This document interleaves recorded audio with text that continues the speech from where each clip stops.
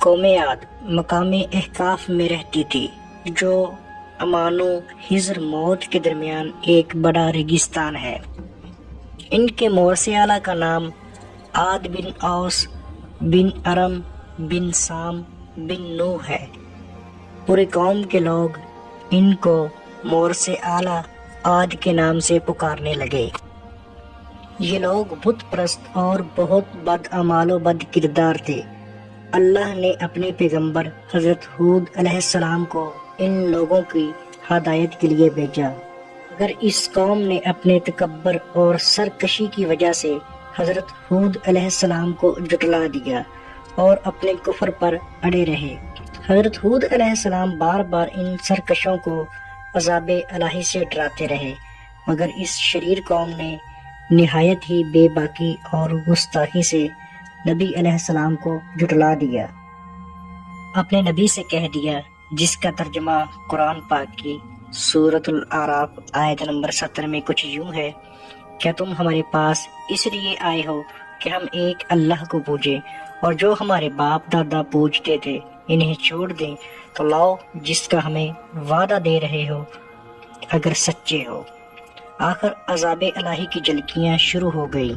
3 سال تک بارش ہی نہیں ہوئی، ہر طرف قحط و خوش سالی کا دور دورہ ہو گیا، یہاں تک کہ لوگ اناج کے دانے دانے کو ترسنے لگے۔ اس زمانے کا یہ دستور تھا، جب کوئی بلا اور مصیبت آتی تو لوگ مکہ معظمہ چلے جاتے اور خانہ کعبہ میں دعائیں مانگتے تو بلائیں ٹل جاتی تھی۔ چنانچہ ایک جماعت مکہ معظمہ گئی۔ اس جماعت میں مرثد بن سعد نامی ایک شخص بھی تھا، جو مومن تھا مگر اپنے ایمان کو قوم سے چھپائے ہوئے تھا۔ جب ان لوگوں نے کعبہ معظمہ میں دعا مانگنی شروع کی تو مرثد بن سعد کا ایمانی جذبہ بیدار ہو گیا، اور اس نے تڑپ کر کہا، اے میری قوم، تم لاکھ دعائیں مانگو مگر خدا کی قسم اس وقت تک پانی نہیں برسے گا جب تک تم اپنے نبی حضرت ہود علیہ السلام پر ایمان نہ لاؤ گے۔ حضرت مرثد بن سعد نے جب اپنا ایمان ظاہر کر دیا تو قوم عاد کے کچھ شریروں نے ان کو مار پیٹ کر الگ کر دیا اور دعائیں مانگنے لگے۔ اس وقت اللہ تعالیٰ نے 3 بدلیاں بھیجی، ایک سفید، ایک سرخ، ایک سیاہ، اور آسمان سے ایک آواز آئی، اے قوم عاد، تم لوگ اپنی قوم کے لیے ان 3 بدلیوں میں سے ایک بدلی کو پسند کر لو۔ اور ان لوگوں نے کالی بدلی کو پسند کر لیا، اور یہ لوگ اس خیال میں مگن تھے کہ یہ کالی بدلی خوب زیادہ بارش دے گی۔ چنانچہ وہ ابر سیاہ قوم عاد کی آبادیوں کی طرف چل پڑا۔ قوم عاد کے لوگ کالی بدلی کو دیکھ کر بہت خوش ہوئے۔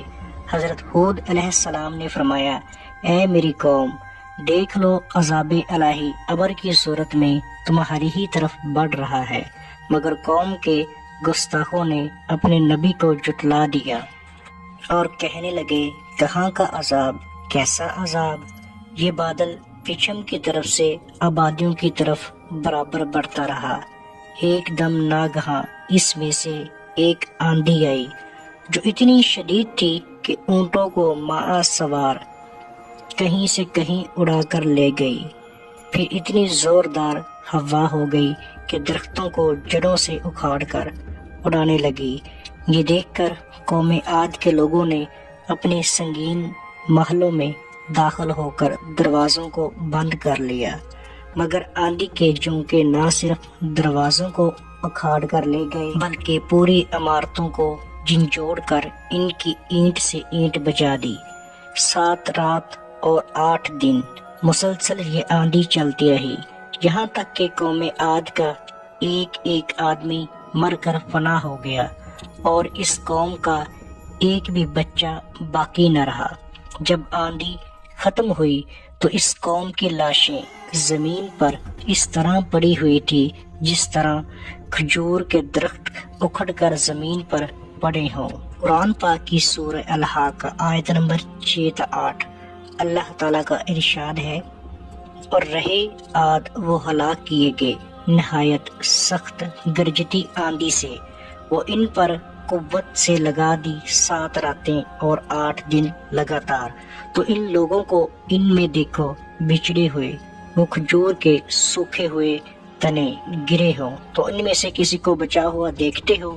اور پھر قدرت خداوندی سے کالے رنگ کے پرندوں کا ایک غول نمودار ہوا، جنہوں نے ان کی لاشوں کو اٹھا کر سمندر میں پھینک دیا، اور حضرت ہود علیہ السلام نے اس بستی کو چھوڑ دیا، چند مومنین کو جو ایمان لائے تھے ساتھ لے کر مکہ مکرمہ چلے گئے، اور اپنی آخری زندگی تک بیت اللہ شریف میں عبادت کرتے رہے۔ ناظرین کرام، قرآن کریم کے اس دردناک واقعہ سے یہ سبق ملتا ہے کہ قوم عاد جو بڑی طاقتور قداور قوم تھی، اور ان لوگوں کو مالی خوشحالی بھی نہایت مستحکم تھی، کیونکہ سرسبز کھیتیاں، ہرے بھرے باغات ان کے پاس تھے۔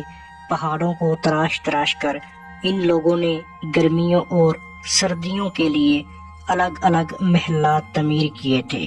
ان لوگوں کو اپنی کثرت اور طاقت پر بڑا اعتماد تھا، اپنے سامان عیش و عشرت پر بڑا ناز تھا، مگر کفر، بدعمالیوں اور بدکاریوں کی نحوست نے ان لوگوں کو قہر الہی کے عذاب میں اس طرح گرفتار کر دیا کہ آندھی کے جھونکوں اور جھٹکوں نے ان کی پوری آبادی کو جھنجھوڑ کر چکنا چور کر دیا، اور اس پوری قوم کے وجود کو صفائے ہستی سے اس طرح مٹا دیا کہ ان کی قبروں کا بھی کہیں نشان باقی نہ رہا۔